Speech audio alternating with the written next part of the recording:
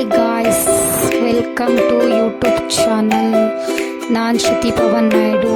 ನಾನು ಚೆನ್ನಾಗಿದ್ದೀನಿ, ನೀವೆಲ್ಲರೂ ಚೆನ್ನಾಗಿದ್ದೀರಾ ಅಂದ್ಕೊಂಡಿದ್ದೀನಿ.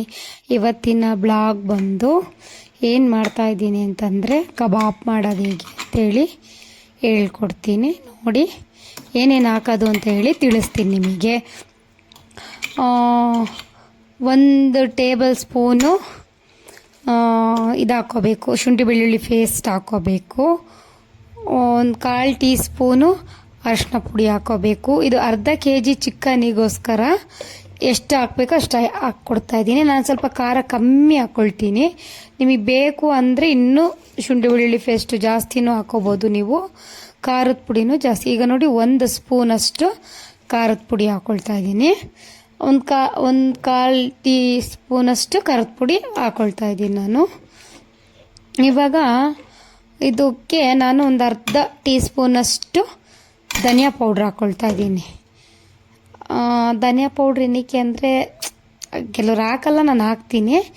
ಆಮೇಲೆ ಇದನ್ನು ನಾನು ಹೇಗೆ ಮಾಡ್ತೀನಿ ಅಂದರೆ, ಇವಾಗ ಇದಕ್ಕೆ ನಾನು ಉಪ್ಪು ಹಾಕ್ಕೊಳ್ತಾ ಇದ್ದೀನಿ. ನೋಡಿ, ಒಂದು ಅರ್ಧ ಟೀ ಸ್ಪೂನು ಉಪ್ಪು ಹಾಕ್ಕೊಳ್ಳಿ ಸಾಕು. ಯಾಕಂತಂದರೆ ಅದರಲ್ಲೇ ಕಬಾಬ್ ಪೌಡ್ರ್ ಹಾಕ್ತೀವಲ್ಲ, ಅದರಲ್ಲೇ ಇದಿರುತ್ತೆ, ಉಪ್ಪು ಮಸಾಲೆ ಎಲ್ಲ ಸೇರಿಕೊಂಡಿರುತ್ತೆ. ಒಂದು ಮೊಟ್ಟೆ ಹಾಕ್ತಾಯಿದ್ದೀನಿ, ಮೊಟ್ಟೆ ಒಡೆದು ಹಾಕ್ಕೊಳ್ತಾ ಇದ್ದೀನಿ. ನೋಡಿ, ಒಂದು ಮೊಟ್ಟೆ, ಇದು ಅರ್ಧ kgಗೆಲ್ಲ 1 ಮೊಟ್ಟೆ ಅವಶ್ಯಕತೆ ಇಲ್ಲ, ನಾನು ಹಾಕ್ಕೊಳ್ತಾ ಇದ್ದೀನಿ. ಸ್ವಲ್ಪ ಸಾಫ್ಟಾಗಿ ಬರುತ್ತೆ ಕಬಾಬ್ ಅಂತ ಹೇಳ್ಬಿಟ್ಟು.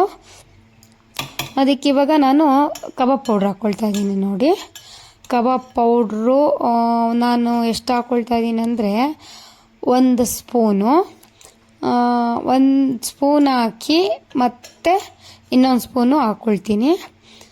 ಇನ್ನೊಂದು 1/4 ಟೀ ಸ್ಪೂನು ಹಾಕ್ಕೊಳ್ತೀನಿ. ಕಬಾಬ್ ಪೌಡ್ರು ನೀವು ಒಂದು 3 ಸ್ಪೂನ್ ಅರ್ಧ kgಗೆ ಹಾಕ್ಕೊಂಡ್ರೂ ನಡೆಯುತ್ತೆ.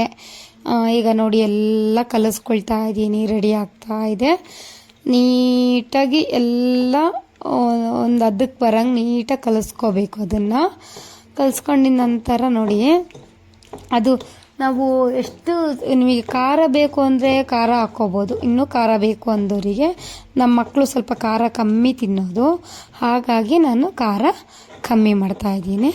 ಚೆನ್ನಾಗಿ ಕಲಿಸ್ಕೋಬೇಕು, ಅದು ಎಲ್ಲದನ್ನು ಮಿಕ್ಸ್ ಆಗಬೇಕಲ್ವಾ, ಅದೆಲ್ಲ ಚೆನ್ನಾಗಿ ಕೈಯಾಡಿ ಕಲಿಸ್ಕೊಂಡು. ಇವಾಗ ನೋಡಿ ಚಿಕನ್ ಹಾಕ್ಕೊಳ್ತಾ ಇದ್ದೀನಿ ನಾನು. ಚಿಕನೆಲ್ಲ ತೊಳೆದು ಎಲ್ಲ ರೆಡಿ ಮಾಡಿ ಇಟ್ಕೊಂಡಿದ್ದೆ ನಾನು. ಒಂದು ಅರ್ಧ kg ಚಿಕನ್ ಅಷ್ಟೇ ಇದು. ನಿಮಗೆ ಇನ್ನೂ ಒಂಚೂರು ಮಸಾಲೆ ಬೇಕು ಅಂದರೆ ಇನ್ನೊಂದು ಅರ್ಧ ಸ್ಪೂನ್ ಎಕ್ಸ್ಟ್ರಾ ಹಾಕ್ಕೋಬೋದು. ಈಗ ನೋಡಿ ಮಾಡ್ಕೊಂಡಿರೋ ಮಸಾಲೆಗೆ ಇವಾಗ ಚಿಕನ್ ಹಾಕ್ಕೊಳ್ತಾ ಇದ್ದೀನಿ.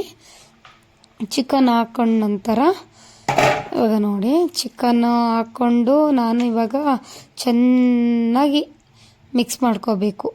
ಈಗ ನಾವು ಹೆಂಗೆ ಅಂದರೆ ಚೆನ್ನಾಗಿ ಅದೆಲ್ಲ ಕಡೆ ಇಡೀ ಇದಕ್ಕೆ ಮಾಂಸ ಎಲ್ಲ ಇದೆಯಲ್ಲ, ಅದಕ್ಕೆಲ್ಲ ಇದು ಎಲ್ಲ ಚೆನ್ನಾಗಿ ಉಪ್ಪು ಖಾರ ಎಲ್ಲ ಇಡಿಸ್ಬೇಕು. ಆಮೇಲೆಲ್ಲದಕ್ಕೂ ಚೆನ್ನಾಗಿ ಮಿಕ್ಸ್ ಆಗಬೇಕು.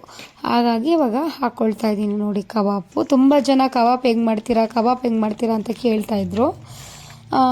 ಈ ರೆಸಿಪೀಸ್ ಬಂದು ನಮ್ಮ ಅಜ್ಜಿ ನೋಡಿ ನಾನು ಕಲ್ತಿರೋದು.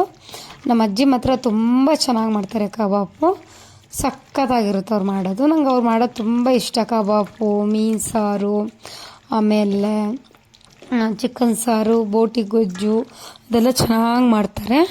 ಹಂಗಾಗಿ ನೋಡಿ ಚೆನ್ನಾಗಿ ಮಿಕ್ಸ್ ಮಾಡ್ಕೋಬೇಕು. ಚೆಂದ ಮಿಕ್ಸ್ ಮಾಡಿ ಇವಾಗ ಎಲ್ಲ ಮಿಕ್ಸ್ ಆಗಿದ ನಂತರ ಅಲ್ಲಿ ನೋಡಿ ಕಲರ್ ನೋಡಿ ಹೇಗೆ ಕಾಣಿಸ್ತಾ ಇದೆ. ನಾನು ಇದಕ್ಕೆ ಕಲರ್ ಪೌಡ್ರ್ ಆಗಲಿ ಟೇಸ್ಟಿಂಗ್ ಪೌಡ್ರಲ್ಲೇ ಆಗಲಿ ಅದು ಯಾವುದೂ ಹಾಕ್ಕೊಳ್ಳಲ್ಲ ನಾನು, ಹಾಗೆ ನ್ಯಾಚುರಲ್ ಇದಕ್ಕೆ ರೆಡಿ ಆಯಿತು. ಇವಾಗ ಇದಕ್ಕೆ ನೋಡಿ ಇವಾಗ ನಾನು ಇವಾಗೆಲ್ಲ ಕಲಸಿ ಮಿಕ್ಸ್ ಮಾಡ್ಕೊಂಡು ಎಲ್ಲ ರೆಡಿ ಆಗಿದೆ.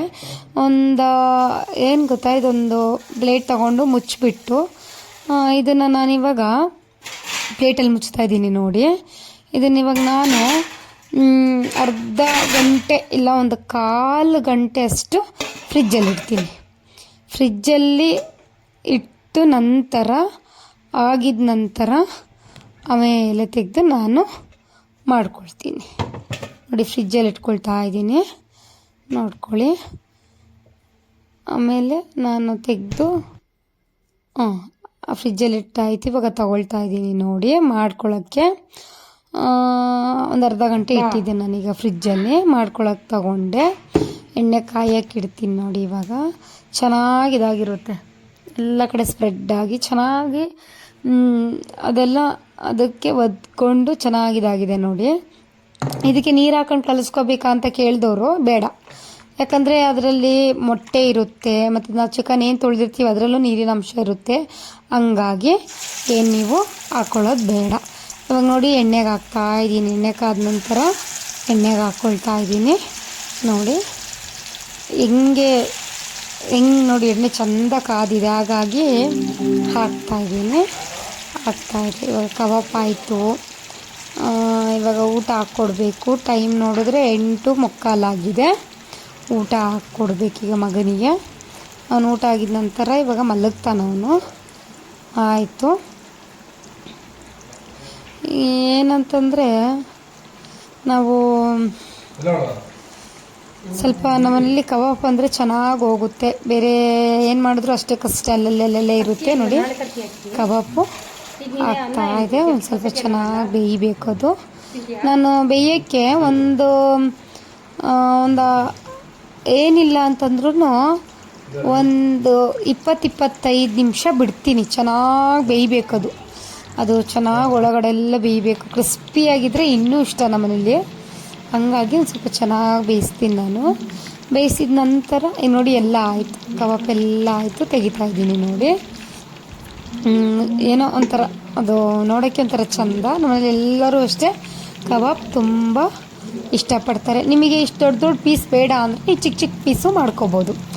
ಇವಾಗ ಮನೆಯಲ್ಲಿ ತುಂಬ ಜನ ಇದ್ದಾರೆ, ಸಾಕಾಗಲ್ಲ ಅಂದವರು ನಾನಿವಾಗ ಹೆಂಗೆ ತಂದಿದ್ದಾರೆ ಹಂಗೆ ಹಾಕಿದ್ದೀನಿ. ಹೆಂಗೆ ತರಿಸ್ಕೊಂಡು ಇವಾಗ ಹಾಗಾಗಿ ಹಾಕಿ ತೊಳೆದ್ಬಿಟ್ಟು ಹಾಕಿದ್ದೀನಿ. ನಿಮಗೆ ಚಿಕ್ಕ ಪೀಸ್ ಬೇಕು, ಇಷ್ಟು ದೊಡ್ಡ ಪೀಸ್ ಬೇಡ, ಮಾಡೋಕ್ಕೆ ಇಷ್ಟ ಇಲ್ಲ ಅಂದವರು ಚಿಕ್ಕ ಪೀಸು ನೀವು ಮಾಡಿಕೊಂಡು ಹಾಕ್ಕೋಬೋದು. ಹಾಕ್ಕೋಬೋದು. ತುಂಬ ಜನ ಇರೋ ಮನೆಯಲ್ಲಿ 1 kg 2 kg ಮಾಡ್ತೀನಿ ಅಂದಾಗ ಮಾಡ್ಕೋಬೋದು ಈ ಥರ. ನಮ್ಮ ಮನೇಲಿ ಅಂದರೆ ಅರ್ಧ kgನೇ ಎಷ್ಟೋ ಸಾಕಾಗೋಗುತ್ತೆ.